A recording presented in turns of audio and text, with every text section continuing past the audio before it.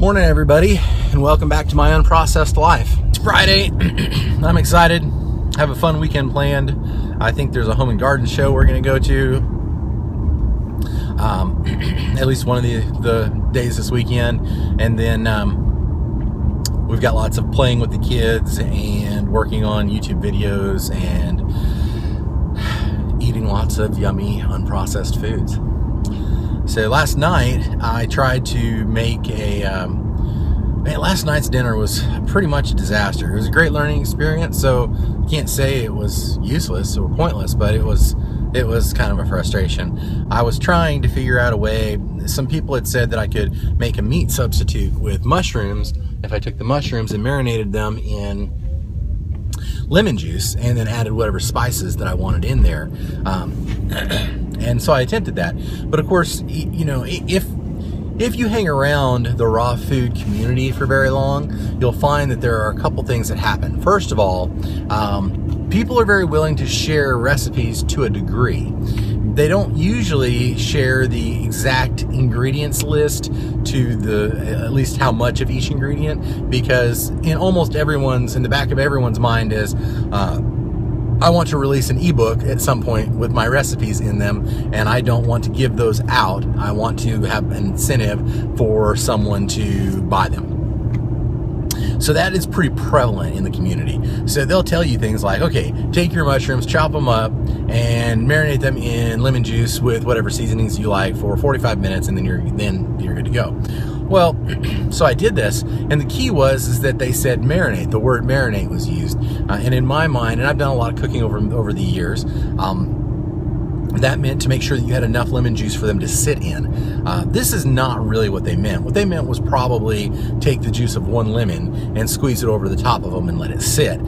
So by the time I got done, no matter how many spices I put in it, it was the most lemony stuff you've ever seen. And so I had to break out the book, the flavor book, and try to figure out how to fix it. And I was eventually successful, but it was a terrible way. The way to cut the bitter lemon ended up being add sugar or sweetener, which I didn't have any dates, so there was no way to do that at this point. So I have a couple pictures up on Instagram of the failures. Anyway, so I did that, and there was enough. After I ate it all, then I was done. So basically I had some cabbage wraps and some romaine wraps with this mushroom disaster, and some avocado and tomato and things like that. So it was a big bust, a big fail. But I learned a lot, so I can't complain too much. You know, anytime you fail, you learn, and learning is key to being successful. So, you know, every failure truly is a success in its own perspective.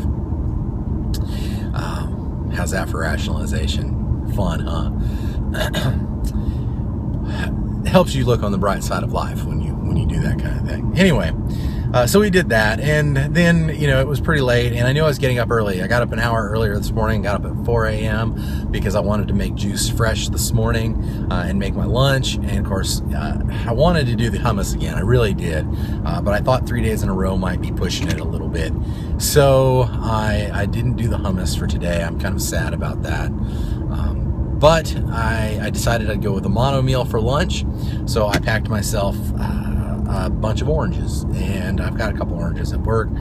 And if that's just not enough to satiate me, you know, there's always salad at work, or, you know, a veggie wrap or something like that.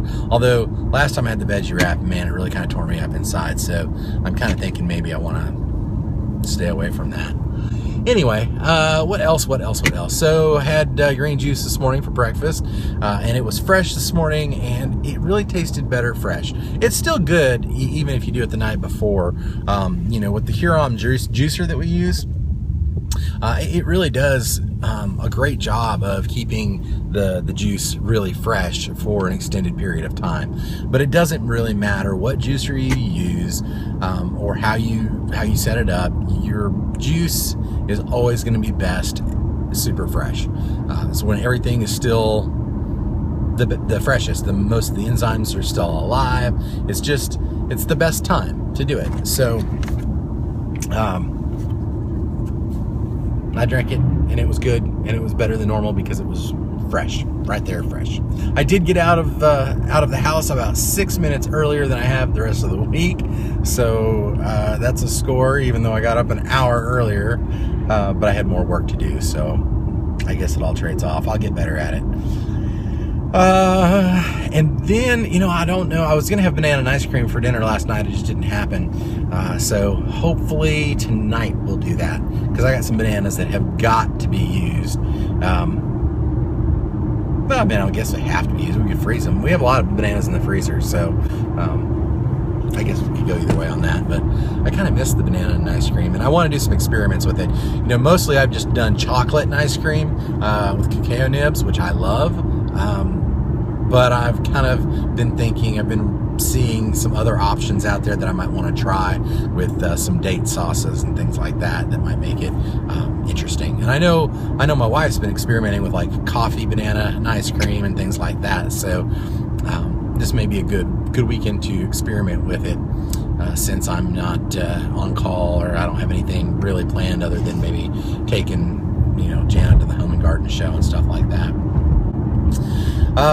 Let's see, still about 6 pounds down, no change there. I really need to do my measurements and blood work, but I haven't gotten to that yet. I really need to make that happen. I'll have to get on the ball. There are some things that escape my path, even though I should do them, I don't. And those are personal pieces of things I'm trying to clean up in my own life. So that's kind of what's happening in my unprocessed life. If you have any good ideas for lunches, because that's really what I was doing last night, was I was trying to figure out if there was a good thing to do for lunch other than just the zucchini hummus. I really liked the zucchini hummus again, and personally I think I could probably eat it every day, but it's got probably more fat in it than what I should be having at this point, because I really need to get away from all fat. And it's kind of a trade-off, because part of it is, how do you stay on the lifestyle so that it becomes a habit, even to the point where if you're on your lifestyle of raw food, the importance of staying on that lifestyle supersedes the need to make sure that you're at an 80-10-10 or a 95-5 ratio of carbs, proteins, and fats. I need less fats because I need to lose weight and get rid of my fatty liver and so forth. So it's important for me to have less fat in everything that I do.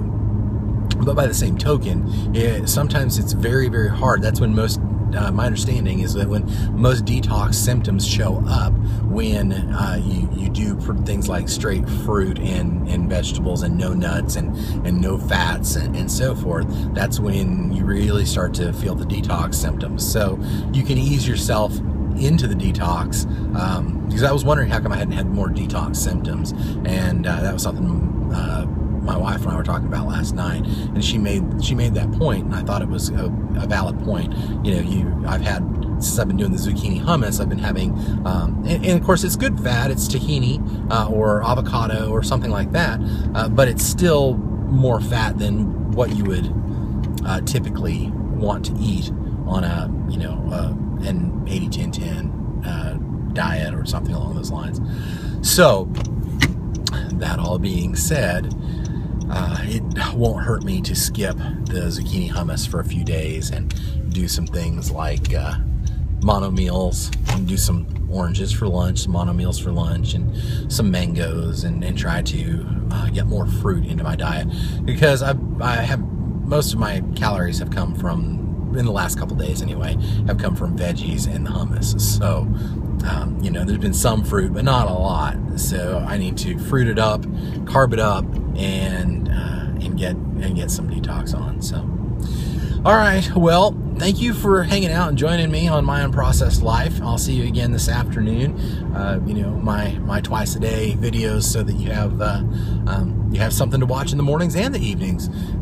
And I like hanging out with you. I hope you like hanging out with me. So come join me this afternoon. We'll talk some more about just pretty much whatever. If you like the videos, please make sure you click like and comment in the comments down below. Share with your friends, and I'm always here in case you have any questions, want to ask, want to comment or critique or troll or whatever you're up to. Until then, thanks for hanging out with me. I really appreciate the time. I love hanging out with you.